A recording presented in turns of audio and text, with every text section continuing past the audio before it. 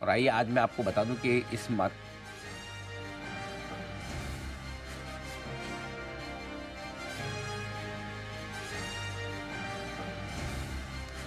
इस बाजार में जहां पहली बार गिरावट थमने के संकेत आए तो काफ़ी लोग ये जानना चाहते हैं, समझना चाहते हैं कि खरीदें क्या।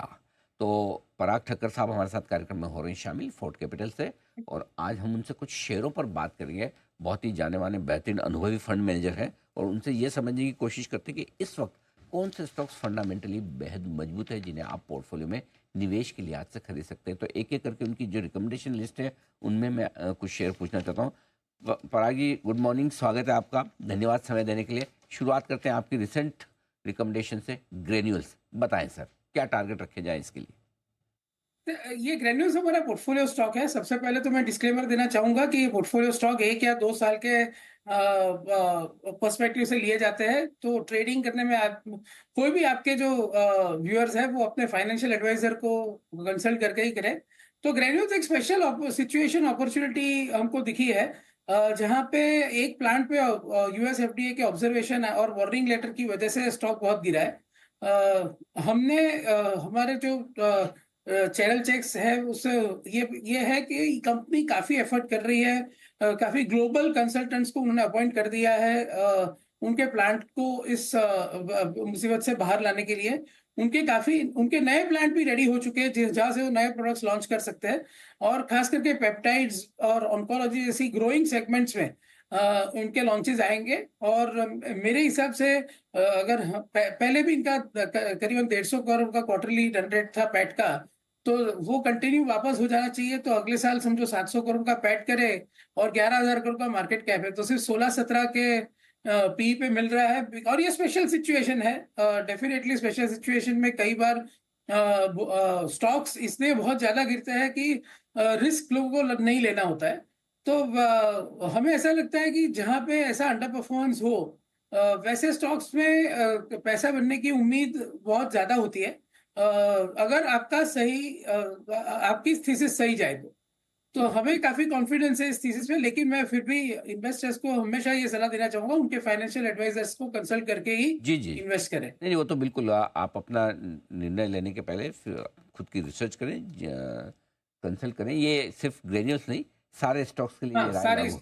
बिल्कुल, जो आगे पराग जी आगे भी बताने जा रहे हैं, इनमें सब में ये डिस्क्लोजर जरूर आप ध्यान रखें। एक, उनके पोर्टफोलियो में इन्वेस्टर्स के पोर्टफोलियो वो हैंडल करते हैं, उनके अकाउंट में ये शेयर हो सकते हैं। और दूसरा ये, जब भी आप खरीदें अपने एडवाइजर को जरूर पूछ के खरीदें। दूसरा स्टॉक पीरामल एंटरप्राइजेज, जहाँ पर हाल ही में प्रमोटर्स ने भी खरीदारी की, परसों खरीदारी थी, कल रिपोर्ट हुई है। ये भी पसंद है सर आपको? यस, ये भी हमारे पोर्टफोलियो में है। जैसे कि मैंने बोला कि जैसे लास्ट टाइम हम लोग ने कंजम्पशन का थीम पूरा डिस्कस किया था, और उसमें से भी जैसे फॉर एग्जांपल पीडीराइट जैसे शेयर्स है या सारे एफएमसीजी शेयर्स को, ये जो अभी चल रहा है कि ऑयल गिर रहा है और रुपी अप्रिशिएट हो रहा है, तो इसका फायदा खास होगा। तो वैसे हमारा ये क्या कहना है कि पिरामल में भी आप देखिए, अगर इंटरेस्ट रेट कट साइकिल शुरू हो गई है तो एनबीएफसी को फायदा होना शुरू हो जाएगा। यहाँ पे स्टॉक की ट्रेलिंग बुक वैल्यू 1,200 रुपया है, जबकि शेयर 930-925 की रेंज में है। तो और यही दिखाता है, इसीलिए प्रमोटर ने बाइंग शुरू कर दी है कि भाई बहुत सस्ता है शेयर। 0.75 टाइम बुक वैल्यू पे ट्रेड करता हुआ शेयर है। और इनकी जो लेगेसी बुक थी, जहां पे उन्होंने रियल एस्टेट डेवलपर्स को लोन दी थी जो हाई टिकट साइज की थी, वो अभी रन डाउन होने को है। ये क्वार्टर के एंड तक उनके सीईओ ने परसों मीडिया में कहा है कि ये क्वार्टर के एंड तक वो जो लेगेसी बुक जिसमें प्रॉब्लम था, वो अभी 10% से नीचे आ जाएगी और अगले साल 5% से नीचे आ जाएगी। तो उनकी जो कोर बुक है, जो 60 से 65 हजार करोड़ की बुक है, वो 20% से ग्रो करती रहेगी, उसमें कॉस्ट ऑफ फंड गिरेगी।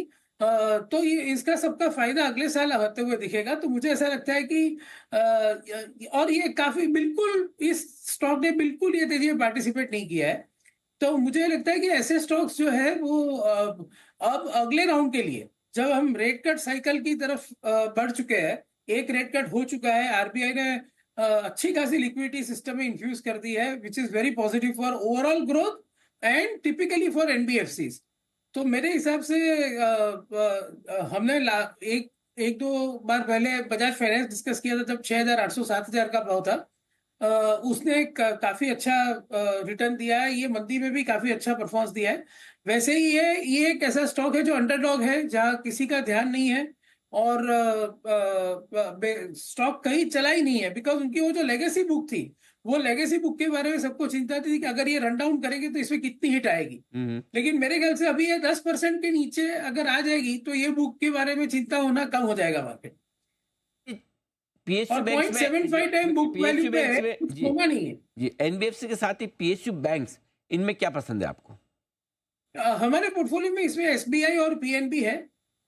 मेरा ये मानना है कि दोनों के सीडी रेशियोज जो है वो 75% के नीचे है, तो उनको इतनी कोई प्रॉब्लम नहीं है कि डिपॉजिट नहीं आई तो क्या।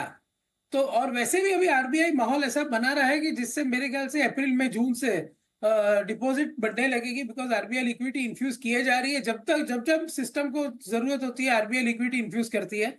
आज सवेरे भी बैंकिंग सिस्टम में लिक्विडिटी डेफिसिट सिर्फ 20,000 करोड़ थी, which is lowest, which is very good for entire banking system, entire economy.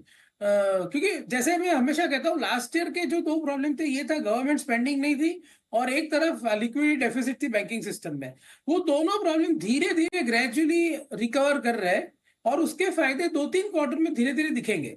तो जो एसबीआई और पीएनबी जैसे शेयर्स है या पिरामल एंटरप्राइज जैसे शेयर्स है जो इकोनॉमी से रिलेटेड है, या मैं बोलूँ अल्ट्राटेक जैसे शेयर्स है, जहाँ पे अल्ट्राटेक का ट्रम्प से या टैरिफ से कोई लेना देना नहीं है, राइट।